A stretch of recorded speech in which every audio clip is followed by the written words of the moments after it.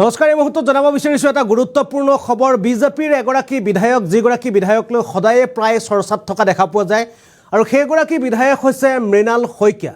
এবাৰ মৃণাল শইকীয়া পুনৰ বিপদত পৰিছে কিয়নো এইগৰাকী মৃণাল শইকীয়াই তেওঁ সমৰ্থন আগবঢ়াইছিল কালিৰ দিনটোত গৌৰৱ গগৈয়ে জয়লাভ কৰাৰ পাছতে তেওঁ গৌৰৱ গগৈক সম্ভাষণ জনাইছিল আৰু এই সম্ভাষণ জনোৱাৰ পাছতে এবাৰ বিপদত পৰিছে মৃণাল শইকীয়া আৰু মৃণাল শইকীয়াক কালি মুখ্যমন্ত্ৰীয়ে কৈছিল যে বেছিদিন হয়তো মৃণাল শইকীয়া বিজেপিত নাথাকিব বুলি তেওঁ মন্তব্য কৰিছিল আৰু এই মন্তব্যৰ পাছতে এবাৰ বিধায়ক মৃণাল শইকীয়াৰ প্ৰতিক্ৰিয়া আহিছে আৰু মৃণাল শইকীয়াই মুখ্যমন্ত্ৰীৰ সেই মন্তব্যত কি প্ৰতিক্ৰিয়া দিলে আমি পুনে জনাবলৈ চেষ্টা কৰিছোঁ। 1994 চনত বিজেপিৰ দল আজিৰ দৰে নাছিল, এয়া আছিল মৃণাল শইকীয়াৰ আজিৰ প্ৰতিক্ৰিয়া। বাজপেয়ী আদৱানীৰ দৰে নেতাৰ আদৰ্শলৈ বিজেপিত যোগদান কৰিছিলোঁ মই।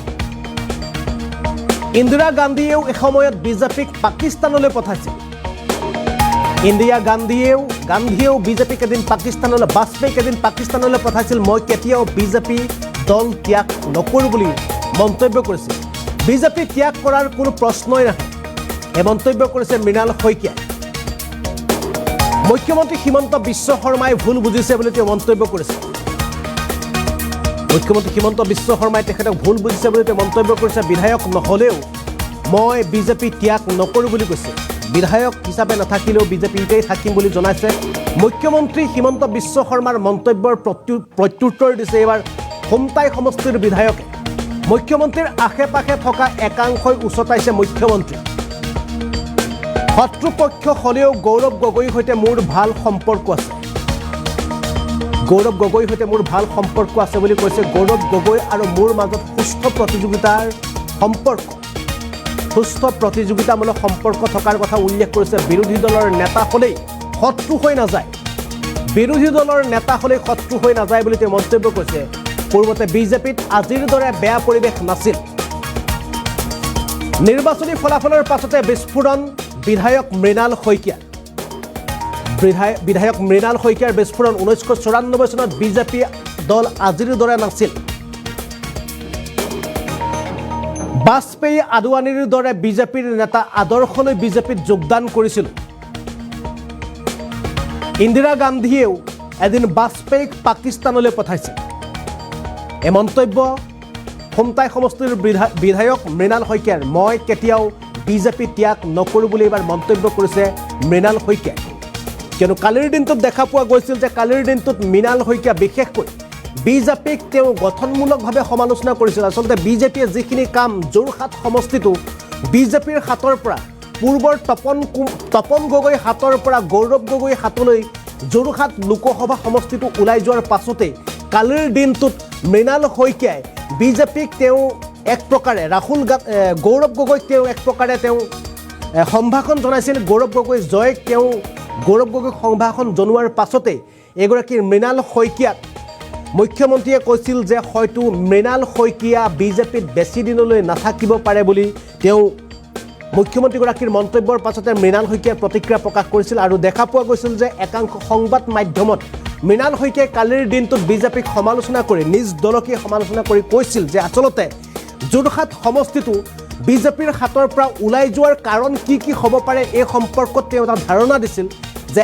একাংশ ব্যক্তিয়ে নামনি অসমৰ পৰা একাংশ নেতাই গৈ যোৰহাটৰ যিটো সমষ্টি আছিল এই সমষ্টিটোত তেওঁলোকে কি ধৰণে কাম কৰিব লাগিছিল সেইসমূহত তেওঁলোকে গুৰুত্ব নিদি কেৱল ধন বাহুবল এইসকলে যে যোৰহাট সমষ্টিটো বা এইখিনি বস্তুৱে যে যোৰহাট সমষ্টিটো আমাৰ পক্ষলৈ আনিম বুলি তেওঁলোকে যিটো ধাৰণা কৰিছিল বিজেপি, এই ধাৰণা সম্পূৰ্ণ ভুল।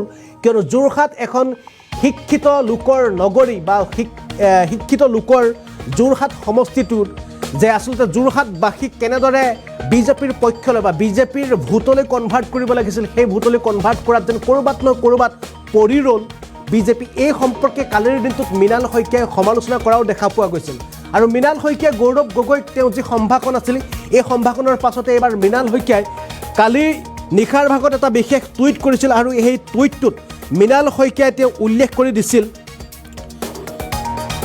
য'ত তেওঁ কৈছিল যে মুখ্যমন্ত্ৰী হিমন্ত বিশ্ব শৰ্মাৰ পৰা তেওঁ স্পষ্টকৈ লিখিছে যে HCM হিমন্ত বিশ্ব শৰ্মা ছাৰ ডেড to congratulate someone from opposition is crime nowadays অৰ্থাৎ বৰ্তমান সময়ত যেন কাৰোবাক সম্ভাষণ জনোৱাটো এটা অপৰাধ, এটা ভুল, এই কথা মই মুখ্যমন্ত্ৰী হিমন্ত বিশ্ব শৰ্মাৰ পৰা, অসমৰ মুখ্যমন্ত্ৰীগৰাকীৰ পৰা মই শিকিছোঁ বুলি তেওঁ মন্তব্য কৰিছে। আৰু তেওঁ কালি বহুকেইগৰাকী বিজেপিৰ ব্যক্তিক তেওঁ লক্ষ্য কৰি মন্তব্য কৰিছিল আৰু কৈছিল আচলতে মুখ্যমন্ত্ৰীগৰাকীৰ আশে পাশে যিসকল লোক আছে এইসকল লোকে বিজেপিক বেয়া কৰিছে বা বিজেপিৰ চিন্তাধাৰাক বা বিজেপিৰ যিটো আদৰ্শ এই আদৰ্শ ক'ৰবাত নহয় ক'ৰবাত কুঠাৰাঘাত কৰাৰ কথা উল্লেখ কৰিছিল মৃণাল শইকীয়াই। আৰু আজি মৃণাল শইকীয়াৰ যি প্ৰতিক্ৰিয়া আহিছে, প্ৰতিক্ৰিয়া আমি পোনে পোনে দেখুৱাব বিচাৰিছোঁ যে মৃণাল শইকীয়াই আজিৰ প্ৰতিক্ৰিয়াত মুখ্যমন্ত্ৰীৰ সেই মন্তব্যৰ পিছতে মৃণাল শইকীয়াই কি প্ৰতিক্ৰিয়া দিলে, সেই প্ৰতিক্ৰিয়া আমি আপোনালোকক পোনে পোনে দেখুৱাবলৈ চেষ্টা কৰিছোঁ। ভুল বুজিছে, কাৰণ আমাৰ পৰম্পৰা আছে যে শত্ৰু পক্ষৰ হ'লেও আজি মোৰ শত্ৰু ছোৱালী এজনী ভালকৈ পাছ কৰিছে, আমিতো হেৰি কৰিবলৈ যাওঁ, এটা কংগ্ৰেচুলেশ্যন দিওঁ। আৰু গৌৰৱ গগৈ ডাঙৰীয়াৰ পৰিয়ালটোৰ লগত মোৰ বহুদিনৰ সম্পৰ্ক, কিন্তু সেই সম্পৰ্ক নহয়, আমাৰ সদায় সম্পৰ্কটো আমাৰ প্ৰতিযোগিতাৰ সম্পৰ্ক। আকৌ আজিৰ ভাষাত ক'লে শত্ৰু বুলিয়ে ক'ব, শত্ৰুৰ সম্পৰ্ক। মই 1998 চনত কলিয়াবৰৰ পৰা, তেতিয়া কলিয়াবৰ সমষ্টি আছিল, লোকসভাত মই প্ৰাৰ্থী হিচাপে অৱতীৰ্ণ হৈছিলোঁ। তেতিয়া কংগ্ৰেছৰ পৰা হৈছিল তৰুণ গগৈ ডাঙৰীয়া। তাৰপাছত 2014ত মই ইয়াত প্ৰাৰ্থী হৈছিলোঁ, গৌৰৱ গগৈ ডাঙৰীয়া ইয়াৰ পৰা প্ৰাৰ্থী আছিল কংগ্ৰেছৰ।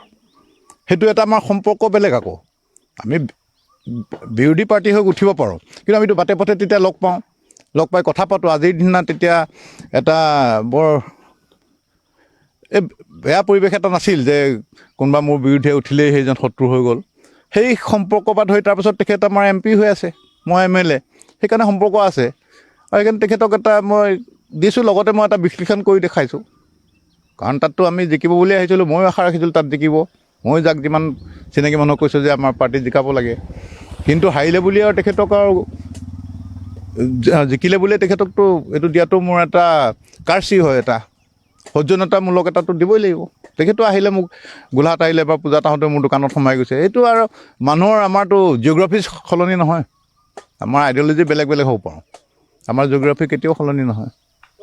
মই ইয়াত ঘৰ, তেখেতৰ যোৰহাটত ঘৰ, সেইকাৰণে কি ভুল বুজি কোনে তেখেতক উচতাই দিলে নাজানো। ছাৰ কালি হয়তো টেনশ্যনত আছিল, লগত সোমাই বাই কিছুমান মানুহ থাকেই যিবিলাকে কাৰণে আজি এই অৱস্থা হৈছে, সেইসকলে চাগে উচতাই দিলে ক'লে তেখেতে। আৰু বেলেগ পাৰ্টিত যোৱা প্ৰশ্নই নাই, দোকানলৈ MLA নহওঁ। কাৰণ আমি 94ত আমি ইয়াত 94ত বিজেপি এনেকুৱা নাছিল যে ইয়াত আজি চৰকাৰ হ'ব কিবা হ'ব, তেতিয়াই আমি জইন কৰিছোঁ। আৰু তেতিয়াই বেলেগ পাৰ্টি জইন কৰা হ'লে তেতিয়াই MLA হ'ব পাৰোঁ। মোৰ সেইটো ফেমিলি বেকগ্ৰাউণ্ড আছিলে। আমি সংগ্ৰামী পৰিয়ালৰ পৰা অহা মানুহ, AGP পৰা হ'ব পাৰিলোহেঁতেন বা কংগ্ৰেছত গৈ হ'ব পাৰিলোহেঁতেন, কিন্তু আমি আইডিঅ'লজি চাই পেলাই তেতিয়া বাজপেয়ী ডাঙৰীয়া, যোশী ডাঙৰীয়া, আমাৰ আদবানী ডাঙৰীয়া, তেখেতসকলৰ আদৰ্শ চাই পেলাই আমি জইন কৰিছিলোঁ। তো ইয়াতে ৰাজনীতি আৰম্ভ, ইয়াতে শেষ। মুখ্যমন্ত্ৰীয়ে কালি কৈছে যে তেওঁ প্ৰধানমন্ত্ৰীক অভিনন্দন নজনালে, কিন্তু তেওঁ বিৰোধী পক্ষ বুলি নহয়, মোৰ নেবৰক জনাইছোঁ। আৰু মই কৈছোঁ এটা সম্পৰ্ক আমাৰ, তেখেত MP আছিল ইয়াৰ। আৰু মোৰ ফেচবুক পষ্টত গোটেই সকলোকে জনোৱা আছে অসমৰ। টুইটাৰত বেছি লিখিব নোৱাৰি কাৰণে কমকৈ লিখা আছে। এইটো এটা অতি নগণ্য কথা যে কাৰোবাক হেৰি জনোৱা। আৰু ইন্দিৰা গান্ধীৰ দিনত যেতিয়া প্ৰধানমন্ত্ৰী আছিল, বাজপেয়ী ডাঙৰীয়াক পাকিস্তানলৈ পঠাইছিল যে তেখেত এজন ফিট মানুহ, তেখেতে ভাৰতক প্ৰতিনিধিত্ব কৰক। তেতিয়াৰ যিটো গণতান্ত্ৰিক যিটো বাতাবৰণ আছিল তেনেকুৱা আছিল। আজি সেই বাতাবৰণটো সলনি হৈছে। সেইটো তেওঁ কিবা এটা ভুল বুজিছে, কাৰণ আমাৰ পৰম্পৰা আছে।